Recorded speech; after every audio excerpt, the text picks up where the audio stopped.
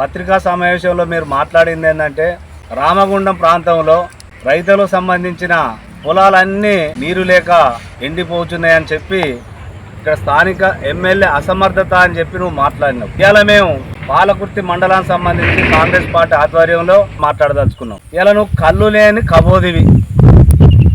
ఇలా నువ్వు ఎన్ని అబద్ధాలు చెప్పినావో ప్రజలందరూ తెలుసు, రామగుండం ప్రజలందరూ తెలుసు. నువ్వు ఎమ్మెల్యే ఉన్నప్పుడు ఇదే పాలకుర్తి మండలానికి వచ్చేసి కుక్కలగూడూరు బండలవాగు ప్రాజెక్టు కనుక తీసుకురాకపోతే నేను ఓట్లు అడగాన్నావు. సరే అడిగినావు, నీకు ప్రజలు మంచి తీర్పు ఇచ్చారు. అయినా కానీ నీకు సిగ్గు లేకుండా ఏది పడితే అది మాట్లాడుతూ ఉన్నావు. ఇవాళ మా పాలకుర్తి మండల పరిధిలో ఏ గ్రామానికైనా వెళ్దాం. ఇవాళ చూడండి, మేము ఇవాళ మా రైతుల పొలాలకు వచ్చే మేము సమావేశం ఏర్పాటు చేసుకొని ఇవాళ మీకు ఏదైతే నేను మాట్లాడిన దాని మీద మేము ఖండన చేసుకుంటూ అదేవిధంగా దానికి ఏదైతే మీరు మాట్లాడిన దానికి మేము జవాబు ఇవ్వదలుచుకుంటాం. ఈరోజు ఈ పొలం చూద్దాం, ఇది ఇంకొక వారానికి కోతకు వస్తుంది. ఇలా చూడు ఎంత మంచిగా ఎంత పచ్చగా ఉన్నదో. తర్వాత నీళ్లు లేకపోతే ఎండిపోతుంది కదా. ఈ పక్కన ఉన్న పొలం చూద్దాం, ఇది ఆల్రెడీ కోతకు వచ్చింది. నీకు ఎక్కడ కనబడ్డది ఎండిపోయినట్టు? ఈ సంవత్సరం వర్షాలే పడ్డాయి, అయిపోయినాయి. తర్వాత ఎక్కడైనా ఎండిపోతే నువ్వు పంటలు చూంచు ఒకసారి. ఏదో ఒక కాడ ఒక గుంటో అరగుంటో ఎండిపోయిన దాన్ని పట్టుకొని చూస్తే దానికి ప్రజలు నమ్మరు. అదేవిధంగా మా స్థానిక ఎమ్మెల్యే పెద్దలు గౌరవనీయులు రామగుండం శాసనసభ్యులు మక్కాన్ సింగ్ రాజ్ ఠాకూర్ గారు కూడా మా పర్షవెన్సీన్ అదేవిధంగా ముఖ్యరసీన్ నేను కూడా రాత్రి 12 గంటలకు పోయి ఎస్సీ గారితోని ఈ గారితోని ఈఎన్సీ గారితోని మా మంత్రివర్యులు శ్రీధర్ బాబు గారితో మాట్లాడి ప్రత్యక్షంగా నైట్ 12 గంటలకు స్థానిక ఎమ్మెల్యే పోయి ఇప్పించడం జరిగింది. ఇలా పాలకుర్తి మండల రైతులందరూ కూడా తెలుసు ఏ విధంగా నీళ్ళు వచ్చినాయని.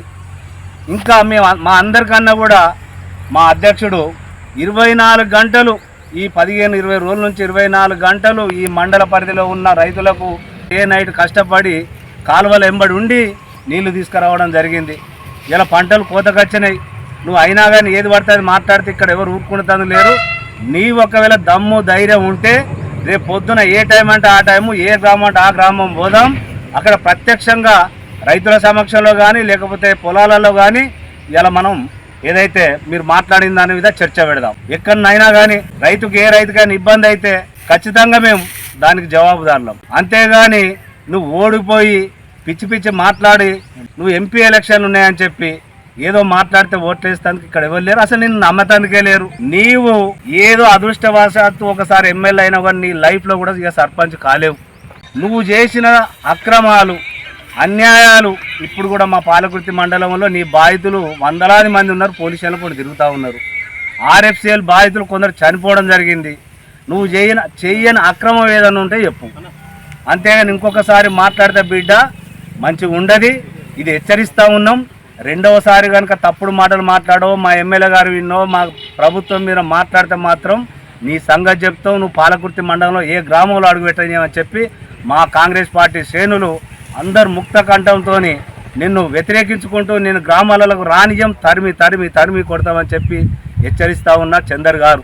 ఏదైతే పాలకుర్తి మండలానికి సంబంధించిన కొత్తపల్లి గ్రామ పరిధిలో గల వరి పొలాలను సందర్శించడం జరిగింది. అదేవిధంగా ఇలా మన పాలకుర్తి మండలానికి సంబంధించిన 3 గ్రామాలకు సంబంధించినటువంటి బసదనగర్, పాలకుర్తి, కొత్తపల్లి ఈ 3 గ్రామాలకు సంబంధించిన వరి ధాన్యం మన ఎయిర్పోర్ట్లో కొనుగోలు చేయడం జరుగుతూ ఉంది. స్థానిక శాసనసభ్యులు మక్కాన్ సింగ్ ఠాకూర్ గారి మీద నువ్వు రైతుల గురించి పట్టించుకోవడం లేదు, నీళ్లు రావడం లేదు, ప్రేమ లేదు, పొలాలన్నీ ఎండిపోతా ఉన్నాయని చెప్తా ఉన్నావు. ఇలా మక్కాన్ సింగ్ రాజ్ ఠాకూర్ అనే వ్యక్తి కనుక ఈరోజు ఇక్కడ లేకపోతే నువ్వు అన్నట్టు నిజానికి కూడా ఈ పొలాలు వండకపోవు. ఇలా మా ముఖ్యరసీను, మా పర్షవెన్సీను, మేము, మా రైతులు, తర్వాత కొత్తపల్లి గ్రామానికి సంబంధించిన రైతులు, మా విలేజ్ ప్రెసిడెంటు అమ్ముల కుమారు, అదేవిధంగా అందరం కలిసికట్టుగా పార్టీ శ్రేణులు అందరం కలిసి ఇవాళ 15 రోజుల నుంచి 20 రోజుల నుంచి కాలువలెంబడి తిరుగుతూ ఉంటూ ఇలా నీళ్లు తీసుకొచ్చి ఇలా పంటలు చూడండి మీకు కనబడతాయి. ఇవన్నీ కూడా ఇక్కడికి వచ్చి ఎయిర్పోర్ట్కి వచ్చి చూడు. నువ్వు ఇళ్ళ మీటింగ్ పెట్టి లేకపోతే ప్రెస్ మీట్ పెట్టినట్టు కాదు. రేపు పొద్దున ఏ టైం చెప్తావో ఆ టైంకి ఇక్కడికి రా. మేము పొలాలన్నీ చూపెడతాం. అదేవిధంగా ఎయిర్పోర్ట్లో ఉన్న వరి ధాన్యం కుప్పలన్నీ చూపెడతాం. ఇలా పొలాలు ఎండిపోతే ధాన్యం అంతా ఇక్కడికి ఎలా వస్తుంది? ఇవాళ మా మక్కాన్ సింగ్ రాజ్ ఠాకూర్ కనుక లేకపోతే ఈ ప్రాంతం నీ అటువంటి కనుక ఉంటే ఈ ప్రాంతం ఇప్పటికే ఏదైతే పొలాలు ఎండిపోయి అంటు పెట్టుకున్న పరిస్థితి వచ్చు. నీకు సిగ్గు మానం ఏదైనా ఉంటే రేపు పొద్దున ఖచ్చితంగా ఎయిర్పోర్ట్ రావాలి. అదేవిధంగా అసలు నువ్వు ఎమ్మెల్యేగా పనిచేసినప్పుడు నీ అంత కుంభకోణాలు చేసిన వ్యక్తి ఈ రాష్ట్రంలో ఎవరైనా ఉన్నారా అంటే కోరుగంటి చందరే. ఇలా మా నాయకుడు మా మక్కాన్ సింగ్ రాజ్ ఠాకూర్ గారు మా నాయకుడు, అదేవిధంగా మా మంత్రి ప్రాంతానికి సంబంధించిన మా మంత్రి వారు శ్రీధర్ బాబు గారు ఇవాళ ఈ రామగుండం ప్రాంతంలో బొందలగడ్డ అయిందని చెప్పి దాన్ని మళ్ళీ ఏదైతే ఇంతకు ముందు ఒక 20 ఏళ్ల కిందనో 30 ఏళ్ల కిందనో రామగుండం చరిత్ర ఏ విధంగా ఉండేనో దాన్ని పునరావృతం చేసేందుకు గవర్నమెంట్ వచ్చి 3 నెలల సమయమైంది. ఈ 3 నెలల కాల పరిధిలో ఇలా వందలాది కోట్ల నిధులు తీసుకొచ్చి రోడ్లు కానీ, అదేవిధంగా డ్రైనేజీలు కానీ, అదేవిధంగా ప్రతి గ్రామంలో మౌలిక సదుపాయాలు కానీ ఇలా కల్పించడం జరిగింది మా రాజ్ ఠాకూర్ గారు. అదేవిధంగా మొన్ననే పెద్దపల్లిలో ఒక మీటింగ్ పెట్టడం జరిగింది.